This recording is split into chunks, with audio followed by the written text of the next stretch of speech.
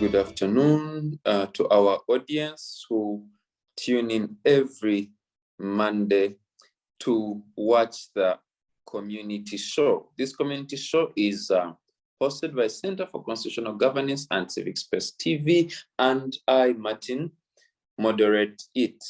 We usually have people who are rooted in community share their experiences on a number of topics that we discuss here. And today, being the day where we commit and recommit ourselves to eradication of poverty, and where we continue to lift high the first Sustainable Development Goal, and it was also the first MDG, we want to have a conversation on poverty eradication.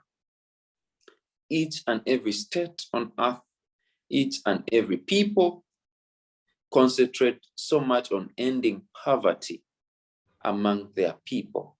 And to give context to this conversation, poverty has been defined to mean insufficiency or inability to access the basic needs such as food, shelter, clean water, live in a clean environment.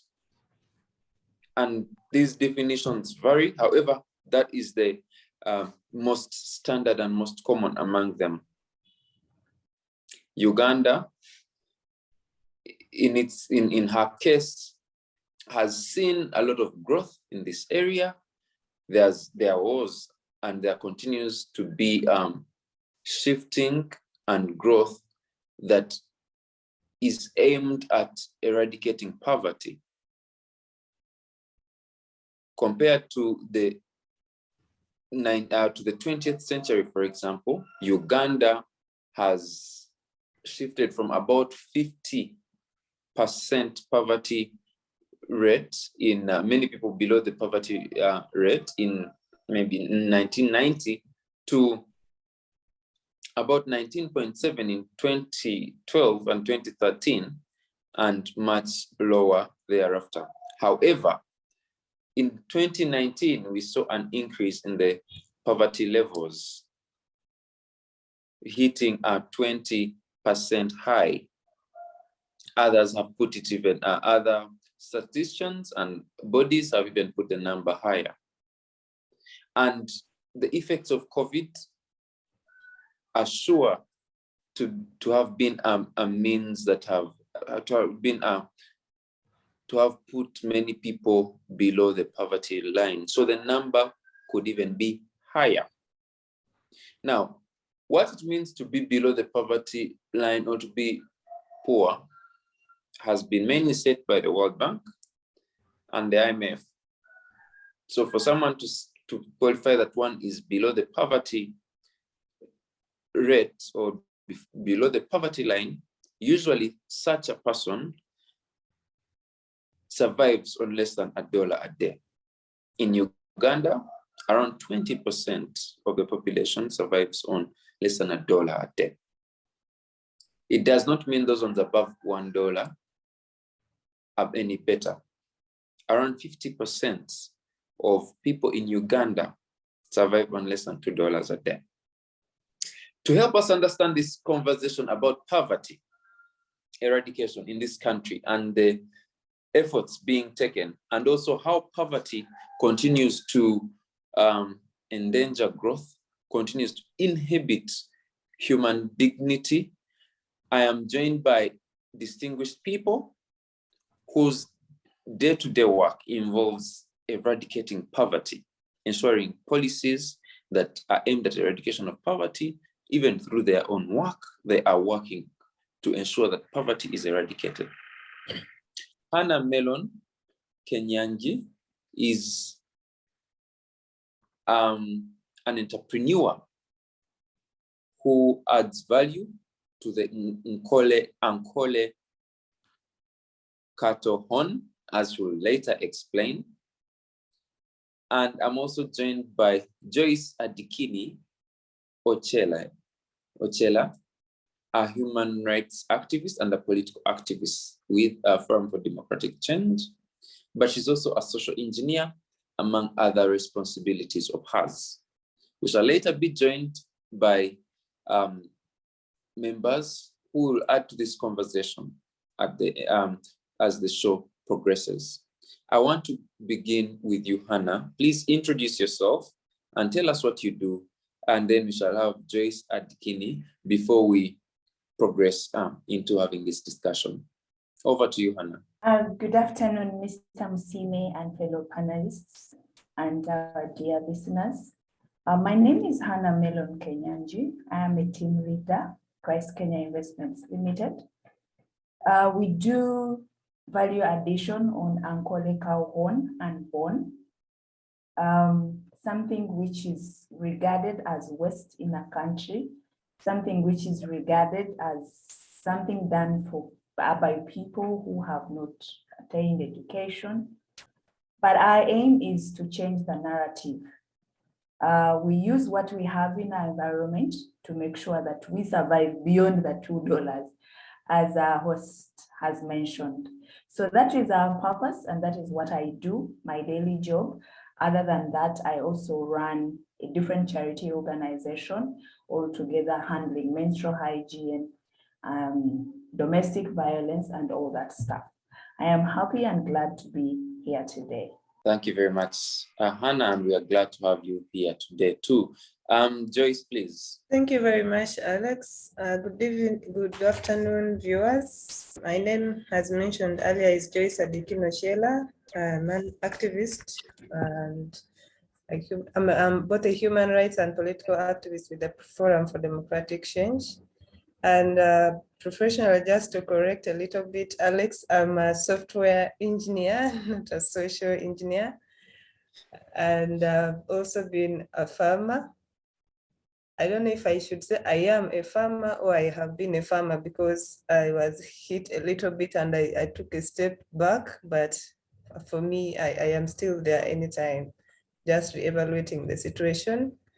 And in my daily work, I try my best to see how I can create opportunities both for myself and for my fellow young people. So I have a startup software company that employs a few people once in a while when I get opportunities. So that is the brief background that I have about myself. Thank you very much, and I look forward to interacting with you further in the topic. Thank you very much. And we want to begin with you, Joyce.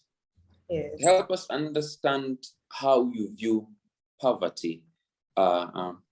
Yes, how you view poverty. Give us your context of poverty, and then poverty eradication. Yes, well, I view poverty from I relate with the definition that you introduced earlier, where it relates with someone not being able to access their daily basic needs. However, I scale it a little bit to different categories of people. There are people who live in the urban areas who cannot survive on $1. And there are people who live in the rural areas who can survive on $1. So if we evaluate based on our national poverty line, which is below $1 a day, even if someone has $1 a day, they may still be poor if they're living in Kampala. They're living in real poverty, because yesterday I tried to evaluate how much I spend on my lunch, dinner, and breakfast, and it is not $1 can't do it, and it becomes worse when I have to move to work. However near that place is, you at least maybe need 1,000 shillings to get there. So if you look at $1 and relate with the cost of living in the urban areas, it is also below the poverty line. So I think as a country, when we're measuring poverty, we need to differentiate, to measure it according to the cost of living in the specific areas where it is being measured.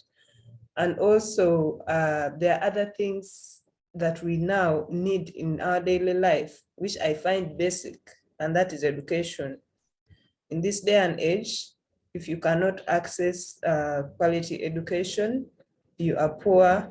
And I don't think to access quality education in this country, $1 a day can be used to measure it, because we all know how the cost of education has become, has gone so high, and how difficult it is for a parent, even when they have managed to push their children through the primary school and secondary school, they fail to take them through the tertiary institutions and university because of the cost. So that is how far I view poverty. And of course, there is the other aspect of knowledge. There is poverty of the mind, where I find a number of people, well, they have some little bit of income, some little bit of education, but they do not have knowledge in so many aspects, and makes it difficult to incorporate them in most of the programs that we have at national level. So I feel like we need to broaden the aspect of poverty, so that when we are budgeting and preparing to go and handle it, we go there with a wider perspective. I don't know, Alex, if you could just remind me of the second aspect that you wanted me to touch on after that's honestly sufficient. The second one was how you view poverty eradication, but then we can go to that later, now that you've given us at least your contextual understanding of poverty. And I must say it's an impressive definition, and it's matter of fact. It's comprehensive in a way that it addresses many areas that in these definitions that are mainly Bretton Woods do not necessarily address. Yes, Hannah, how do you perceive poverty? Thank you very much, Alex. I contrarily do not perceive poverty according to how Uganda is viewed, or how we view ourselves, by defining poverty to be someone who is living below $1 a day. To me, I define poverty like Madame Joyce mentioned it, as poverty of the mind. It is what I see as poverty that is killing us, that is killing our generation, that is killing our youth, that is killing the next, I think, 2 generations, the poverty of the mind. We are blessed to have a lot of natural wealth. Unfortunately, the poverty we are in is dragged in what we fancy to have: formal education, formal and theoretical education. For me, that is where I view the poverty we are in. Putting Uganda at 41% today, for me, is an understatement. We have what we called skilled people who are living in urban areas, and they're able to live above $1 a day. But in the essence, they're very poor. Why? Because what they have, they are not able to multiply it to help someone that is living below $1, and yet it is doable. So for me, I would request every one of us to change the narrative and define poverty to us as an individual, as a household, as a community, as a nation. When we do step-by-step definition of poverty, I think it won't even take us a year or 3 to go down to what you had asked on how we can eradicate it. That is how I view poverty, me as Hannah. And I view that from the context of my level of education. I have a master's degree in marketing management. I have 3 degrees from different careers. I'm a teacher by profession, social worker, all that is formal education. What was I looking for? To live beyond $5. That was my target. But the truth is, even when I was able to live beyond $10, I still remained poor. Why? I had a bigger burden. And someone in the village, like my co-panelist, Madam Joyce was saying, someone in the rural is able to live, doesn't have $1, but is actually living better, to equate their lifestyle and their basic needs lifestyle. They're better than someone in the urban area. So for me, that is how I would define poverty. Perspective on poverty. And it's, honestly, I must say it's interesting because it also challenges the normative definitions of poverty that have not largely been contextual. They have been defined in Washington, by the Bretton Woods institutions, and they have not had deeper contextual understanding or deeper context. They haven't given a deeper context to the different situations of people, to the different countries, but then it was just a standard that was set. And then when you explain it in this way, it actually makes sense. It is more relatable than to just thinking that poverty is essentially being on less than $1, And it's interesting that you say some people in rural areas are actually even living, they may not have the cash of the dollar, or even the kind of life they're living may not be quantifiable in monetary terms, in terms of the dollar, but then their quality of life is perhaps much more than $1. And then people who live in cities, in towns, whereas their quality of life or their standard of life can be quantified, it's not in any case any better, even if they are earning or having much more than $1. And I think this is a conversation we are supposed to have. So I want to again go to you, Hannah, and you said in what you do, you are an entrepreneur, of course, on top of your education and all that. Please tell us some of the things you are doing in this area of trying to ensure that maybe, like you said, poverty of the mind is eradicated, Yeah, because it seems to be the major parameter of poverty in your view. So please, what are you doing in your own way? You could share with us, how you are interacting with this on a daily. Yeah, over to you. 4 years ago, I put down my high heels, put down my suits. I was working in a wonderful bank here in Kampala and on a managerial level,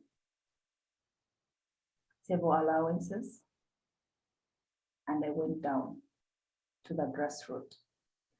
What pushed me to go down to the grassroots is I looked at every 25th of the month, 90% of my expenditure was going to my relatives, friends of friends that work with my workers down there.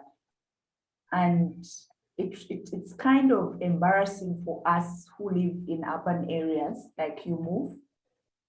You're embarrassed to tell someone, I'm not able to help here, but this is what I can give you. We live in a shell of, oh, you need this, I am able to give you. Okay, give me 2 days, give me a day. You even go an extra mile to borrow so that this person can still view you as a Kampala person or Mbale person, or within whatever town you're living in, how we are perceived in the rural areas. So it pushed me hard to think how best I can change the narrative. I went to do the unthinkable. I do not know if you have been or if you have visited an abattoir when people have finished buying meat and all that, and only workers are left there. I would paint a picture of what happens there if you go there the next day. The stench there is unbearable. The flies there is like, I don't know how to describe it. Now, I want us to visualize ourselves. You have this beautiful suit and heels you put on every day. And yeah, you're able to order for KFC or Cafe Java's breakfast, but you get down and now involve yourself in this kind of stench to make sure that you get a good quality horn, full of blood, stinking, covered by flies. You're not going to stand and order another person, because if you do that, this person is going to look at you as an educated person trying to encroach on their area. So how do you mingle with them to see that all of us coexist and help even others that are not there? So in our value addition program, we have soft skills trainings. Every youth that comes on board, we don't advertise for openings, no. We do not call out people, go to the villages and sensitize, or this is what, no, we don't do that. But on a daily, we receive between 10 to 15 young women, young boys and girls looking for employment. Now, these are unskilled. They sometimes do not know how to speak English. Sometimes they do not know how to hold a particular machine. They come as green as they are. But when you look at them, you're like, okay, what if it is me then? Or what if it is my child when I'm not able to leave until they can be able to, sustain themselves? So these people come and you have to take them through the process before you teach them how to do these crafts. You have to change their mindset so that when they see you, they don't begin saying, madam, then they don't, which is what we have in our formal employment, that your manager comes, even if you have an issue, you can't air it out. You have to think on how to package it. But contrary to our side, we look at open coexistence, whether educated or not. We are there to make money. We are there not to make money for ourselves, but to use what we have, what we know, to touch another person next to us. That is our mode of operation, and that is how we see ourselves changing the narrative of poverty. And I bet, Alex, in the next 4 years, as the economy is getting out of the recession, I think we'll be better. I am proud to say that in the areas that I'm operating in, at least I have, for instance, I operate in Gaba and Seguku. I have about 50 households that are earning, not $1, but at least $4 a day. And part of their salaries is used to establish other investments. So they are not only looking at value addition on cow horn, but they are looking, if I'm at the workshop, because they don't work full day. If I'm at the workshop, maybe to say I'm going to do polishing of the horn. How much time do I need there? I need maybe 1.5 hours or 2 hours maximum. What will I do for the rest of the day? They have small stalls. So I see transformation coming out through the aspect of being given the soft skill, how they can live with others, how they can go through and do an additional extra innovation from what they think, other than self-blame of I didn't go to school, my parents died, and all that nonsense. Yeah. Thank you. And as a follow-up, thank you. What you're doing quite amazing work. In essence, what you're doing is eradication of poverty. And I want to ask whether you have a definition of eradication of poverty against this background. What do you define eradication of poverty as? What do you think is eradication of poverty? Yes, we are still asking you, Hannah, before we come to Joyce. Pardon me, Alex. Come again. Yes, against that background that you've given us, I want to hear. I mean, or you have already given us a sort of a rich background and essentially told us what you are doing. And indeed, in my thinking, that's at the core of eradication of poverty. But maybe if you want to add, how do you define eradication of poverty? If you define it at all. Yeah. Thank you very much. I would define it as doing something beyond your education level to make sure you better yourself and someone next to you. Okay, thank you very much. Joyce, over to you. You've had what Hannah, has been sharing, and her story, in this changing the narrative on poverty, and also taking steps to end it. Would you wish to share your story of how you experience poverty, of how you are dealing with it, and how you are, what you are doing, if any, to take steps and see that this changes. So if you wish, you could share with us your story, again, in your own context. Yes, Alex, thank you very much. And thank you, Hannah, for your elaborate submission and for the efforts that you're making towards poverty eradication. Well, I have experienced poverty since my childhood because I came from a family of very many children and a peasant parent who had to make sure that we all go through school, we all eat, we all dress, and be where everyone else is eyeing. Of course, as a young child going through school, everyone was, if you're in the village, everyone is thinking about how to get to Makerere. It doesn't matter which school you're going to, you have to get there. So we lived in a purely poor community. Unfortunately, the 2022 survey has still rated my region, Bukedi, as the second poorest in the country. Whereas, in my view, I was coming from a poor family. The entire village viewed us as a very rich family, unfortunately. So that means the rest of the village was worse. And that is how much I have lived around poverty. That if you're living below it, okay, with $1 or $2 a day, and you're seen as a tycoon in your area, then your area is in bad shape. And it means everyone else in that place depends on you. They have to come to dig in your garden to survive. And sometimes you have to give them food. They have to come dig for you and you give them what to go and eat.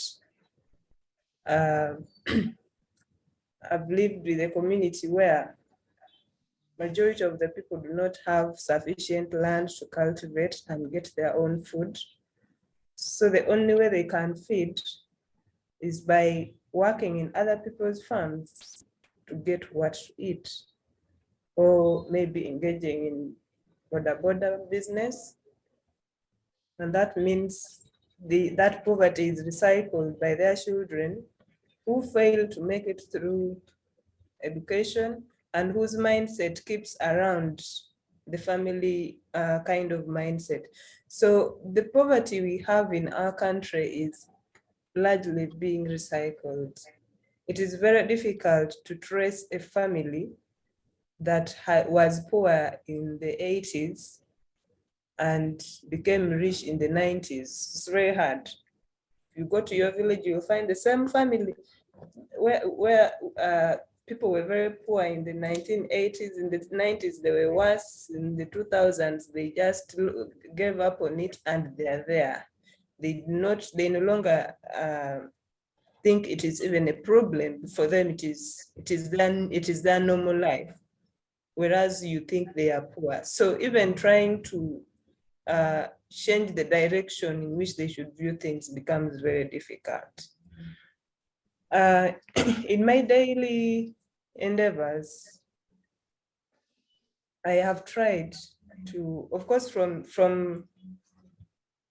a personal perspective, I will hint on it a little bit, because I feel like poverty eradication should be a broader, we should tackle it from a broader perspective, and it has to engage all stakeholders at a national level for us to make headways.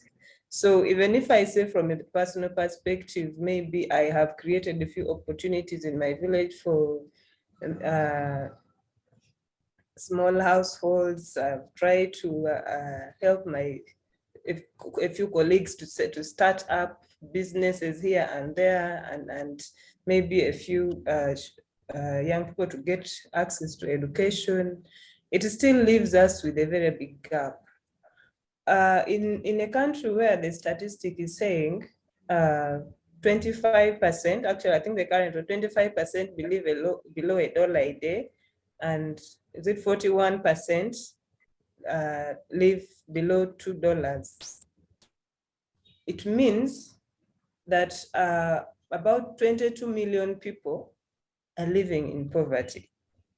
So to change, to remove those 22 million people, of which the 22 million are living in poverty, but another maybe 15 million are just a step away from it. Like any small shock can take them back. Yeah. So to change that, you have to have a very strong national deliberate move towards transforming that poverty. And that is what inspires my engagement in the political spaces. When I look at the national poverty eradication initiatives that we've had at a national level, from way back, of course, in the 1990s, let me maybe trace it from the 1990s, since that is how far I was born, you see that things look a little bit fair on paper, but when it comes to implementation, we implement it according to what we think from the top here, and not necessarily what is in the background. We do not take enough time to study the problem and give it the adequate solution. So from a national perspective, I believe, of course, as an individual, I try my best to voice out the things that I think should be done, having experienced poverty from the roots, what I think can be done to change that family that is stuck from the 1970s and nobody in the family is getting out. And some of them are things like improving creating an enabling environment and creating infrastructures that can enable individuals to participate in income generating activities. Without us engaging into production as a country, we cannot eradicate poverty. When actually it is not half, it is like 90% of graduates have nothing to do. They are stuck, and their parents have been selling land, selling cows, doing everything they can within their means to make sure that they get an education. So in other words, their parents have made a loss of so many millions that they can't recover 10 years after their children have graduated. And then the other 10% who are getting something to do are actually underemployed. They're being paid 500,000. What they're being paid can't even sustain their own livelihood. For 5 years after my graduation, to survive, whereas I was looking at myself as someone who is surviving, who can eat every day, who does not go hungry, it's because my parents were sending me food from the village. You get? Every time there is an opportunity, they put some flour, rice, because they are farmers, and send and say, Joyce, we have sent you some food. But if they were not there, would I still have been able to live as a graduate who is doing a basic job in Kampala? The answer is no. So that is how far deeply rooted the situation is. And if we are really to manage it, we have to also look at it with a deep eye. We have we've had several poverty eradication initiatives, and largely it is because we perceive that, well, agriculture is the backbone of the economy, and 80% of the population depends on agriculture.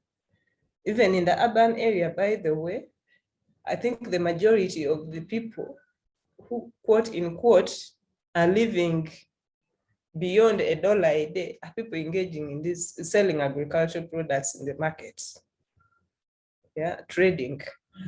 So every time government has an initiative to eradicate poverty, it is the first and in most cases the last thing that is being thought about. But what exactly are we doing? Has that sector improved? We recently had the parish development model, which is still geared towards the same direction. And I was shocked when the officials said they're going to be sending people money to help them invest in the projects that are supposed to take them out of poverty. But the problem that is facing agriculture is not necessarily money. A farmer who has 1 acre of land in Tororo, where I come from, actually can dig that acre with their own labor, given inputs. But what happens is that drought comes and erases everything. In 2021, I was a farmer. I lost 12 million shillings in one season. Why? Because of unpredictable weather conditions. The rains came, it rained, and when the crops started flowering, when they needed rain, it started shining and shined for a full month, and I lost everything. So the problem is not money. If the problem was money, a lot of us who are earning something would be the model farmers in the villages. But why are we all not there? It's because every time you try to put something little that you have, the environment chases you away from that. So the environmental factors that we have has not been sufficiently addressed, and that will always leave us in the same place. We address it on paper, like when we said in 2016 that we are going to establish irrigation dams in every parish actually, and I think in 2018 the money was passed, then it disappeared. But there is no irrigation dam. How is the money going to help a farmer who is planting maize get maize? That is precisely why we're now having high food prices. Because I having been a farmer, I know in 2020 second season, I didn't harvest. 2021 first season, I lost everything. Actually, it was almost 100% loss. 2021 second season, there was no season because it shined throughout the year, and we are now in 2022. So where is food supposed to come from? That's why we have people dying in Karamoja. That is why we have people starving in Test. That is why we have people starving in Tororo. So so to address this, you cannot do it by giving, just by giving 5 or 10 people an opportunity to do something. We need to address it from the root and with a very deliberate mindset. Thank you very much, Joyce, for this, your story, and for giving us these very many perspectives, and also from the broader policy point of view. And you've rightly noted that even the people who seem to be marginally above the poverty threshold are themselves vulnerable. We are all vulnerable to extreme poverty, actually. because, like you've noted, a step away, many of us are a step away from, one loss away from slipping back into extreme poverty, of inability to even afford Medicare, inability to even afford, I must say, decent food or a good meal. And yeah, so you make us good point in showing how many of us are vulnerable to poverty, and you've also emphasized education, whereas the challenges that come with education, where people have studied and then they can't find decent work, and then even those ones that find decent work are still underpaid, underemployed, and they're not utilizing their potential. Whereas, that is the case, you've also said that education is still very important, because as you earlier said in your definition, that lack of education is poverty in its sense. And yeah, thank you for that. And you've critiqued the education system itself in the sense that it's not necessarily addressing or solving the solutions that or having the solutions to the problems that we face. Yet in real sense, education has that potential to solve these problems. And what is also very intriguing from what I have learned about Uganda, and you've also said it here, is we are rich, we are very wealthy, blessed when it comes to the weather, the good soils and everything, but then we still face challenges like drought. People start agriculture and then harsh seasons because of climate change, etc., come, and then they cannot survive. That season is gone, and you said you even lost 12 million shillings because of these effects. And it goes back to our policymakers, government. Why should we, as a country, have, I don't know, maybe over 100 rivers and maybe hundreds and hundreds of streams, but then we cannot provide irrigation for farmers throughout the year? You can hardly drive in this country for 15 minutes without meeting a stream of water, but then that we do not yet have the technology to put that water in agriculture also. So it leaves me wondering what the government is doing in this area. Yet we know that over 70% are employed in agriculture. Why don't we see this sector improve? Why don't we see mechanization in this sector? Why don't we see serious irrigation in this sector? It's disheartening, honestly, to see that little is being done to a sector that makes us survive. Because poverty, extreme poverty, in essence, is inability to access food and water. And for us to have a lot of that and then not be able to extend it to people is disheartening, and it shows a sleeping government.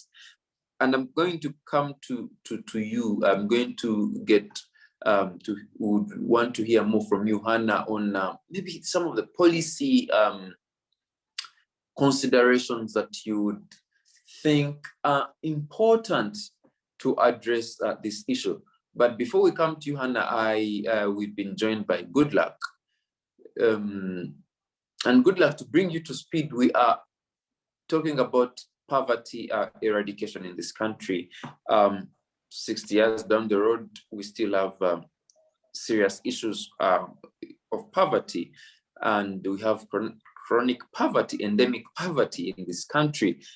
The World Bank has said about, at least as of 2019, that about 20.3% of people in Uganda live below $1 a day, so they're essentially poor.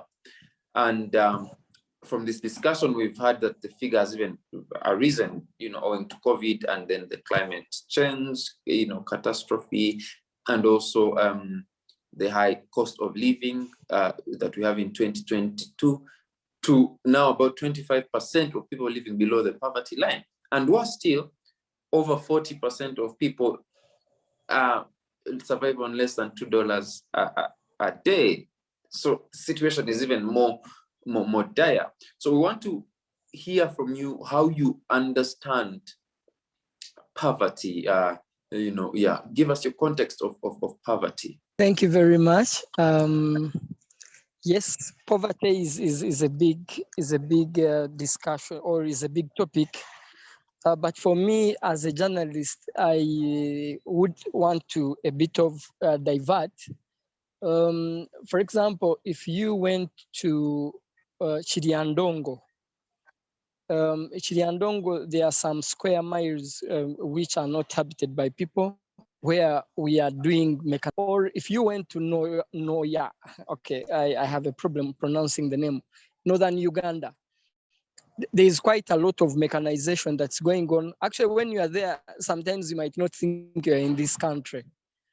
Away from that is that for me, I would go back to the politicians who speak for us much more of the time, but also the religious leaders and the cultural leaders. If we will be poor, let us not be poor in terms of food. As you said, God has given us the weather that is envious to everyone. If you go to Egypt and you follow this river Nile, you'll be surprised when you reach there. I was in Cairo a few years ago. I saw how the Egyptians are looking at the Nile. It is their life. Actually, in their constitution, chapter 1, it says, anyone who ever touches the waters of the Nile, Egypt should mobilize all its resources to make sure they fight off such a people. But we have the source of the Nile here. We have all these rivers and streams and wetlands and all this. But then we are lacking on the issue of food. So for me, I have a problem with the politicians, their messaging in terms of, and last time, like I said, when we try to democratize everything, when all of us have ideas on everything, and sometimes we even forget what we are supposed to do. I have been telling my friends that, for example, currently, the poverty we are facing, or the pressures on food, the inflation, much of it is because of the food. For example, those of us who are in central Uganda, most especially Wakiso, Kampala, we have to buy everything from the markets. So meaning we are putting pressure on the little food that is there. So I come with my money, you have your money, you want to buy. Now, at the end of the day, those who don't have money, of course, suffer a lot. But I've been arguing this. To those who have a compound, if you can put 5 seeds there, if you a pumpkin somewhere, maybe there is a day when you will not put pressure on the food. Because remember also, our neighbors want our food. So it all comes back to our community leaders. What are they saying? And there are things you will never give to President Museveni, but I can tell you there are things for me, I always look at him, his consistency on messages. So for example, here in Buganda, and if the Kabaka came up, and he is one of the most listened people in this country. So when we go back to our communities, the leaders, now I had someone talk about Karamoja. I've been following Karamoja for the last 3 months when the issues of hunger came up. Karamoja has what we call the green belts. If you go to Kalenga district, you'll be surprised. They have the seasons. They are like what we have here in central Uganda. The only challenge people in Kalenga have, they will tell you, it is the elephants from Kidepo which come and destroy part of our food. But also the law has been improved. Uganda Wildlife Authority will now be compensating some of these farmers. When you go to places like Kotido, they have tried to the dams and some of these things. When you talk of drought affecting our food, there is what we were taught when we were still young in school. March, when seeds have come up, 40, so that the soil directly to lose that more. Then when us the young children, I mean wherever we are, if we have wetlands and we can cut this grass in Karamoja, there is plenty of grass. If you did that and you capture, the sun does not ground directly, we wouldn't be losing so much. So to criticize here and there, I can say Ministry of Agriculture should bring the technical people who were called the extension workers. The extension workers at some point were removed from the system when the issues of NADS and all that. So if the extension workers are brought in, if we bring in also, happy that the parish chiefs talk to people in the communities, because this is a government worker. The other leaders are sort of politicians who fear to talk about some families. They fear losing votes. But a parish chief should be able to really make sure that we families are doing some agriculture, doing something, but then also if they can bring, in my language, where we used to keep food. For example, the maize, so that it doesn't, we don't have issues of Afro-Kenyans had stopped us bad in terms of how do you keep the food in a safer place, so that even when you are going to sell it, it is in safe hands. Afrotoxins, yes. So Ebitala is the language, but it is about the food silos. So for me, I want to go back to the communities. I don't want to discuss this from a point of this government in a bigger sphere where I tend to lose it. But if you went at a parish level, at a village level, and really you remind these parents that please do something. Lastly on this, I want to say, I don't know whether I regret whether graduated tax was removed haphazardly, but for me, in a place where I come from, Kabale, graduated tax was one of the motivators of working. The men would either go to Uganda to work for money, or they would find a way of getting involved in some activity to get money to pay graduated tax. But when it was removed, studies have been made that most of our people have wasted away. They wake up, the men, most especially, they wake up, sit at these bars. We even call it, when there's grass, you find people have sat on that. Thank you, Goodluck. We shall. Thank you, Goodluck. Network seems to be challenging. We shall get back to you You call it later. Kachuampali. Somebody has sat on the grass that it has even lost. It can't grow more because they wake up very early to. Yes, I am. Yes, we want to get back to you. You've had the discussion of these of Joyce and Goodluck, and touching, of course, policy and what can be done by government, by us the people, to make steps, and in my opinion, faster steps in eradicating poverty. And of course, a lot has been put on government, and it seems that there is quite a lot of emphasis on agriculture.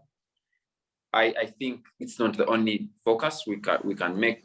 There are other crucial sectors that also can contribute to poverty eradication that we can emphasize. The others in the financial sector, service sector, and many other business entrepreneurship areas where people can harness their abilities, can harness their entrepreneurial skills, and ensure, poverty eradication. So I want to hear your view in regard to, policy directions and what can be done by governments, name it, and all stakeholders to ensure that we end poverty as you defined it. Thank you, Alex.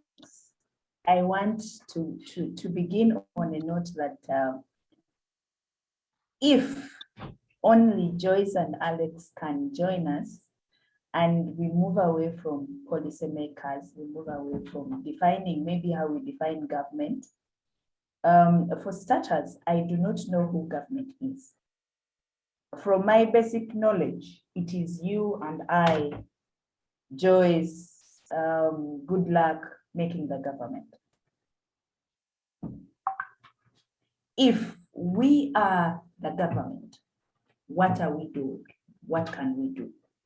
From the perspective of policymakers, I look at politicians, I look at religious leaders, I look at community leaders, and I look at us as the general community that form the government. When these guys come to us, I've taken time to study how these policies are made, but most of them are not done based on research, basic research findings. Someone sits in their office and they assume, I'm from Rampara. They assume Rampara has A, B, C, D, this is what is challenging it. Even their area MPs, they sit and not even visit, but they say, this is what we're going to do in order to manage environment. Well done, that is government. But does this government under Ministry of Agriculture release the money? When the money is released, where does it go? Do we assume that it stays in Ministry of Finance? Or do we assume that money is released from Ministry of Finance to agriculture, then to the district level, then from the district level, it should be going down to the parishes to make sure the execution of these policies and mitigation schemes to eradicate poverty are executed. What happens along the way? There is that person called government, called Alex. There is that person called Hannah, who is going to receive the money, either decides to build herself a posh house or drive a beautiful car and forget their home. So for me, I have gone back to putting my frustration away from government to myself. And I will agree with what Goodluck said. If we go back to our communities, I think we can tackle better these challenges, environmental challenges. For instance, a few years ago, we had a minister of Kampala. Was she? We had the minister of Kampala.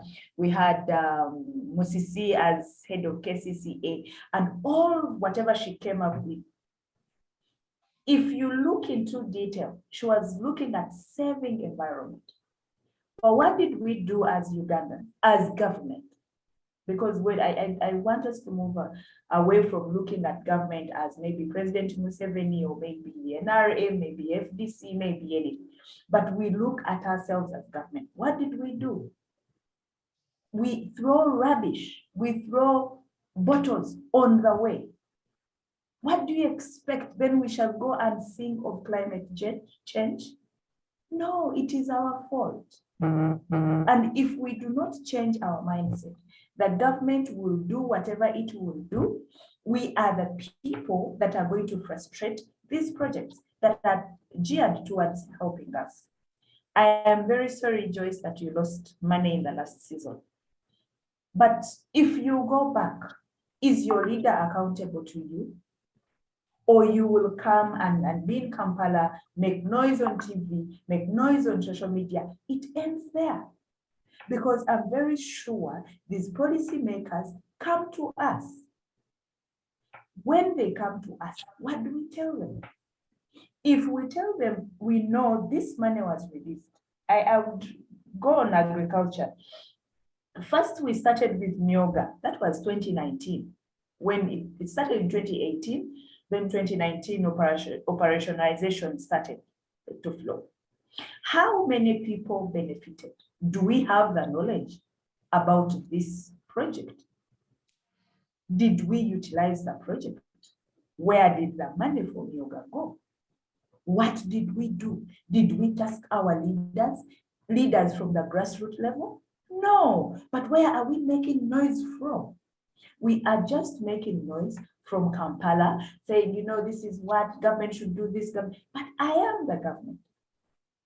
If I am not able to talk to my member of parliament or my LC1 chairperson, how will, for instance, President Museveni, who is saying, okay, my people are dying of poverty. Okay, Myoga money has been misused. Okay, let's do parish development model. I have not had any good thing coming from social media, coming from you policymaker, police governance activists. No.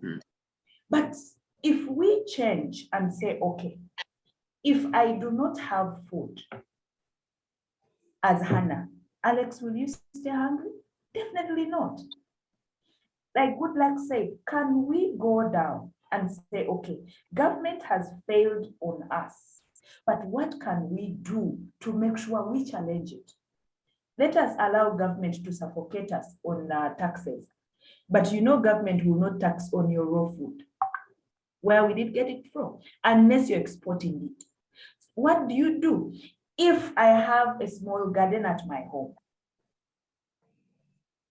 my neighbor has a small garden that has fresh vegetables. It means we can't be 50 households in, I live in Nigeria, and all of us are planting nakati. Some will be planting tomatoes, some will be planting onions on our verandas. But when we do that, we are perceived as, I'm not supposed to lower myself to do this. But yet we eat the food. Whether you have money or not, you will eat. These are the best meals. I would say it's best we enrich ourselves with knowledge, positive knowledge, other than criticism knowledge. Because we are suffocating these programs, we are suffocating these projects. I would say I am privileged to have worked with the skilling of the young girl and boy program under the presidential initiative. But I would say I am disappointed that many people did not come to get the skill. No, they came because it is assumed that the president is giving money. Now, if you come to attain a skill and you expect to get money, yes, you're given money to start a small business for that skill you have acquired. Instead of investing it in the right way, you go and blow it on beautiful human hair. Who is to blame? These projects have been there. I think it is high time we look at poverty on a personal, individual level. Then we bring in these policymakers. Because to me, I would tell you from my perspective and how I have been working, it's not a smooth road. It is actually painful that I have had months where I have not been able to provide for my workers. I have had days where I have not been able to go to the workshop or even provide and produce an order on time. Why? Because maybe fuel is not enough. Some of the workers are not able to come to the workshop because they don't have transport. We have had those challenges. But how best can we look at making sure we move little by little? If we only live a day at a time and say, okay, we have been graded as a third world country. From 2022 survey, it is saying 22% is living below $2 a day. Do I belong to that 22 million?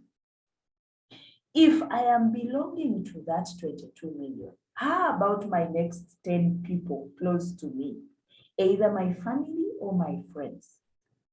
If we are in the same category, then it brings back to what Joyce said, that it is recycled poverty. I do not agree with that. If we keep looking at it, we're limiting our potential. And here, in order for us as individuals, as communities, as a country, Uganda, to move away from step one of living below $1 a day, we need to do self-check. We need to evaluate ourselves. We need to equip ourselves with knowledge on how individually we can better ourselves. That way, you can task the government to either reduce on taxes. Like for me, what is suffocating me so much is I am limited on export of our products because of taxation. And it is too much. So I am looking for a way where I will have someone to help us. Because if we don't export, then we can't increase on our production to maximum. But good thing is the president has brought the project of Buy Uganda, Build Uganda. This came in 2017. But between me and you, Alex, Joyce, Goodluck, how many of you would comfortably buy stuff made from Uganda? You wouldn't do that because you want to associate with the fellow class A class or, you know, your friends because they shop from capital shoppers. You wouldn't want to buy soap from your neighbor. You wouldn't want to buy soap from that small shop or groceries from that small shop. If we do not look at ourselves from the community level, from individual, household, to neighborhood, to community, then we grow progressively to look at the government. I think we shall talk about poverty eradication every day, and this is what we have been going through, I think, for the last 30 years. But the time to change is now. If you say it is recycled poverty, a family that was broke in the 80s cannot change in the 90s. Who says that? It can change. I will give you an example of myself. We were viewed as a rich family, but indeed we were not. And also it depends on your mindset.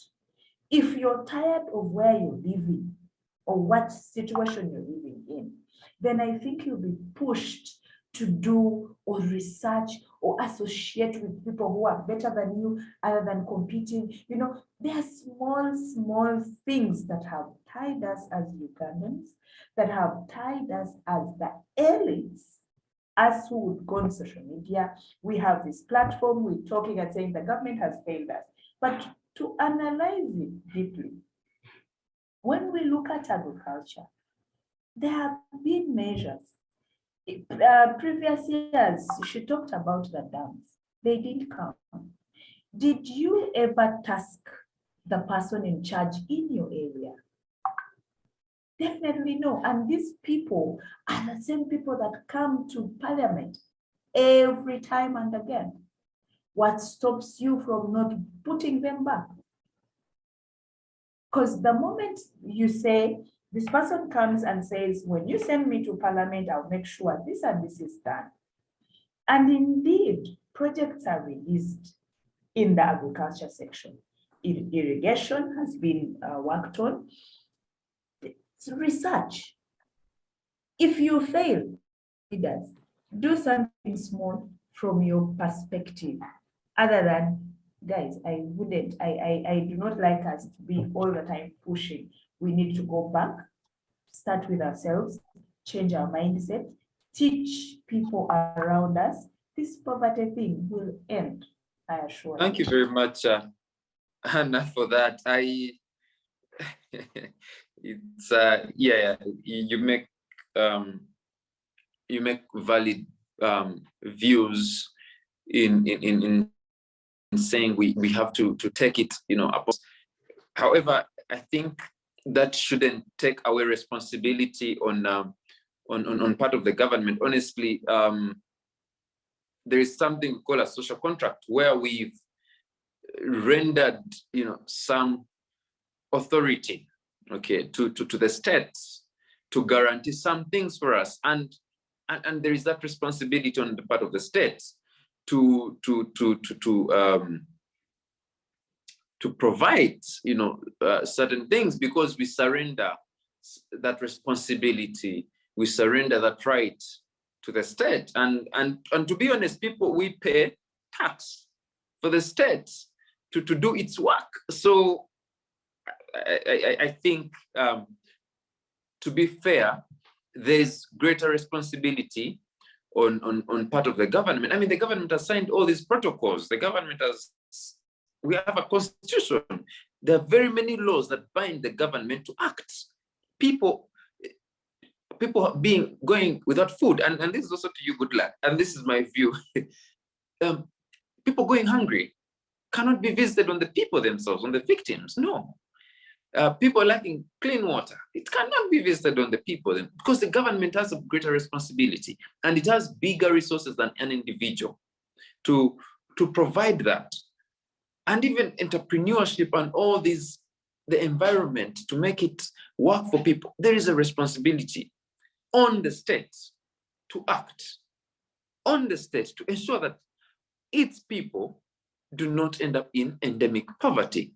But I hear you when you say that there is still responsibility on us people to use the avenues the government has put in place, to fully utilize them so that we get the best out of them. I honestly agree with that. And we have to sensitize and resensitize ourselves to better utilize these avenues, to better utilize all these projects that are put in place to see that we leave abject poverty. I want to come to you, Joyce. You have some response towards Hannah and Goodluck's submission, and then thereafter we shall have just one round where each one of you will give their parting shots, then close this meeting in the next perhaps 10 minutes. So Joyce, I'm giving you 2.5 minutes to respond and give your view on this, and then we shall. Yes, thank you very much, Alex. Jonathan, I'm sorry, I was calling Goodluck Jonathan because of the of Nigeria. Well, Anna, thank you for your submission. Of course, I'll start by, Jonathan, there's something you raised that got me thinking a little bit, and it was about the graduated tax and how people have become less active in production because of the lack of graduated tax. But in the 2000s, before the graduated tax was introduced, our poverty level was 89%. And we are now at, that is below $1 a day, and we are now at 25%. So I don't, maybe as a journalist, you can try and do some more research on that. Then on the issue of starvation, establishment of extension workers and so on, some just maybe a little bit of background. I don't know about other districts, but in Tororo, where I have been a farmer, there are sub-county agricultural officers who are apparently supposed to be the extension workers who go to different farms to help farmers on how to guide them on how to plant and how to manage their farms. However, when the weather hits, it hits both us and them. I remember the agricultural officer who was helping me suffering the same fate. So when the environmental issues stand out, the knowledge gets swallowed up therein. So in addition to extension workers and the knowledge and the guidance that we get in practice of agriculture, we need to make sure the issues of environment is addressed. I can imagine people who do not have land. There is this modern farming where they say we can harvest a lot of food from just 1 acre of land. So I can imagine if we addressed environmental factors and every farmer who has 1 acre of land is harvesting something that can feed 10 families. I can imagine how far we would be as a country. Then the issue of governance, I think that's where I'm going to have most of my response to. It is, I'll first correct a little bit, Anna, when I said there is recycled poverty, I didn't mean that families that were poor cannot get out of poverty. I said they are not. And not in general 100%, because I said I also came from a poor background, but in a scale, if you went to your village, I don't know which village you come from, if you went to your village and you analyzed the families that have reached somewhere now and those that are still very low, you try to study their background, you realize that the person, the parent gave birth to a child, the child gave birth to a child, the child gave birth to a child, and they are all having similar mindset, and they have not helped each other. So somebody external has to come to that family and help elevate them. And most of the points you put are valid. However, to a certain class of people, maybe if it is me, and I'm not here to talk for myself, because I have knowledge, I have capacity, I am taking initiative, I am doing a lot of things, and probably with my immediate family to elevate to eradicate poverty. However, what about that other person who does not even comprehend what you're just saying now? That is the person we are talking about, and they qualify for, I think, over 80% of our population. Those are the people that we are talking about.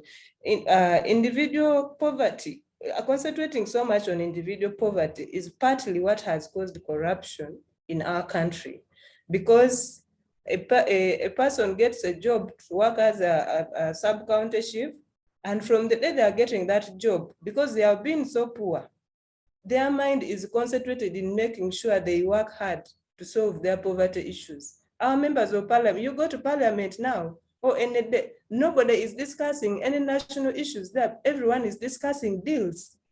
Where I want this business, or there is this deal in Dubai, or there is so and so here. We can go to Saleh. Saleh is giving out this. What about this? That is the discussion that people who are in positions are discussing. Why? Because they are struggling to fight their individual poverty, not the poverty which is out here in the masses. And because stakeholders that have the power to manage our resources are concentrated on their individualism, it becomes difficult to make other people wealthy. How? When a population is poor, a politician can easily manage that population. When they want a vote, they go and line them up and give them 1,000 shillings, okay? So it is in their best interest that they surround themselves with the wealth and deny the population the growth.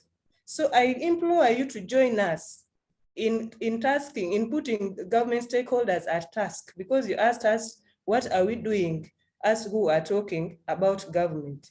Please, let us, you join us and we talk together.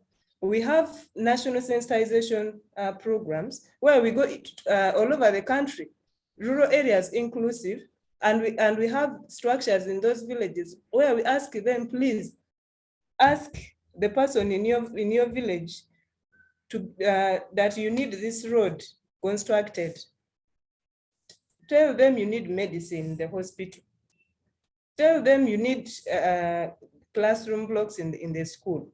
That is civic awareness. So it is our responsibility, whether you are a politician or not, to make sure that the citizens of the places where we come from are civically aware and are holding leaders accountable. Because if I live here in Nigeria, I cannot on a daily basis engage a parish chief in Tororo, okay? But I can engage someone here or empower somebody in Tororo to engage that parish chief and hold them accountable. And then on the issue of irrigation and the dams and they are not being there, irrigation was not a promise of my MP. It was in the NRM National Manifesto of 2016, promised by President Museveni, okay? When he took power, when he made it, when he was re-elected or whatever into government, the money was passed, approved by Parliament in 2018.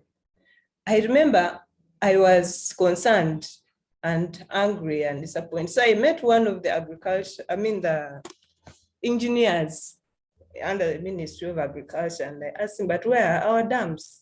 You people said you're bringing irrigation dams, you're waiting, where is it? And it's like the money was passed, a quarter of it. And then they asked us to remit it back. So we are idle, we don't have what to do.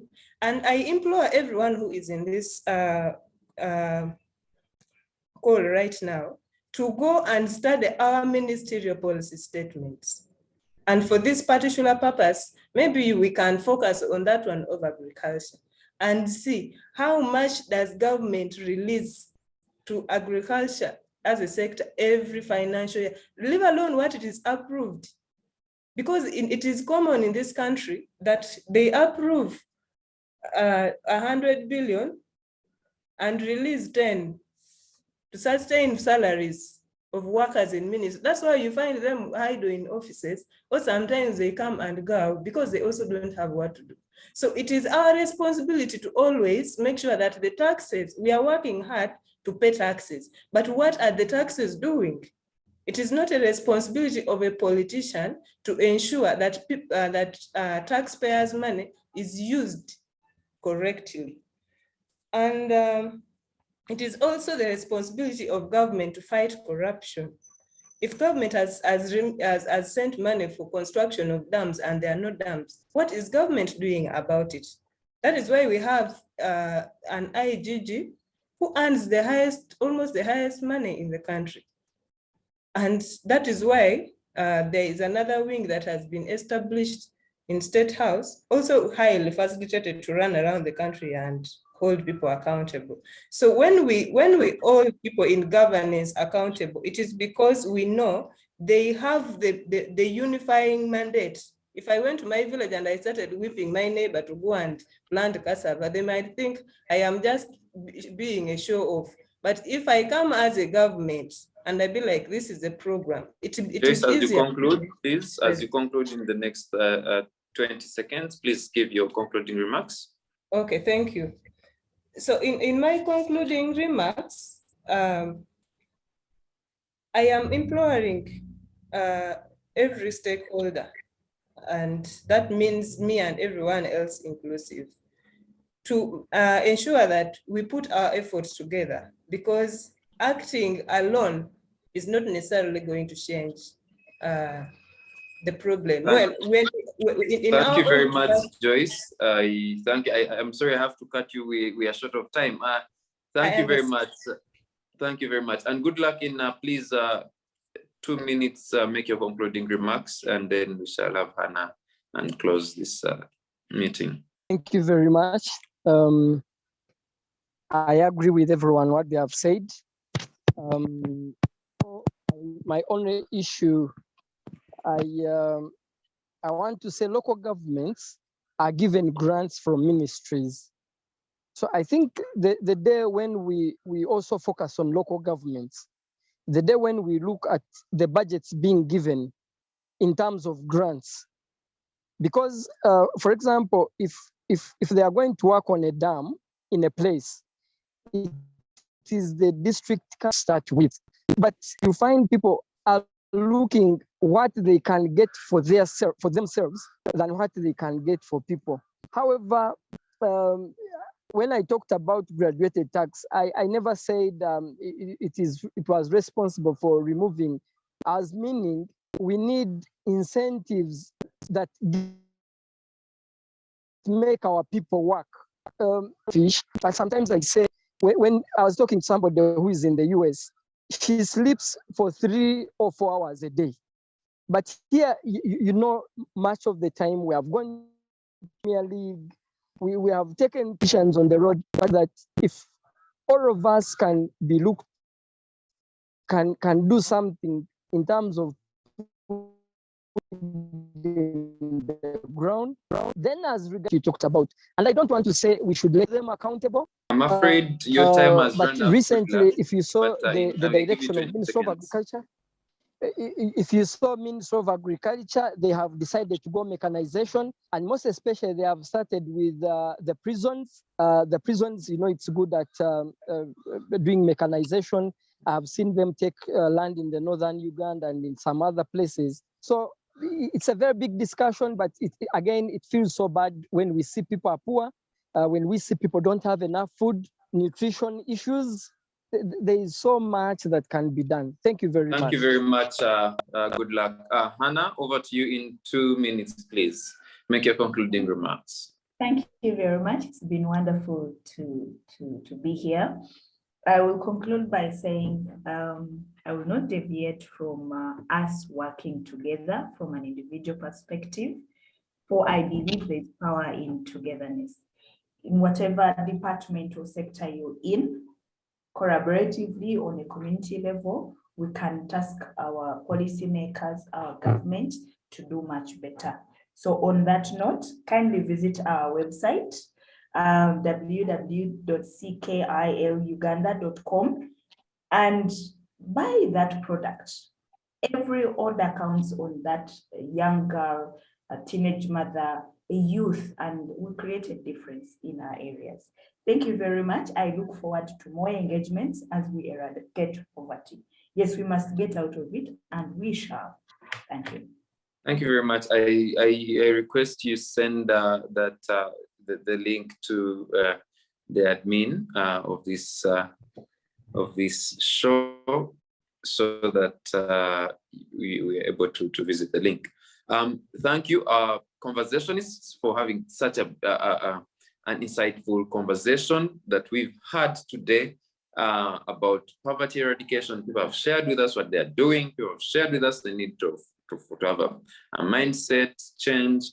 And indeed, we've benefited from the rich wisdom of all of us here today. People have said what government should do, what we should do as a country, but very importantly, in this show, we have redefined poverty and broadened it, gone away from what poverty to be, which in all intents and purposes has been largely unfair. And to conclude, I am reminded, and from Hannah's submission, I'm reminded for you, but what you can do for your country. We are all responsible for ending the endemic that poverty is. We are all responsible for ensuring that Uganda is a better society for all of us. We should not be talking about wanting to make people live on more than $1 a day. No, we should redefine what development, what growth means for us as Ugandans, what growth means for our people. And it should come from within rather than from without. Conversations here, understand this. And I hope to see you again next week with yet another interesting conversation. Have a lovely week. Good night.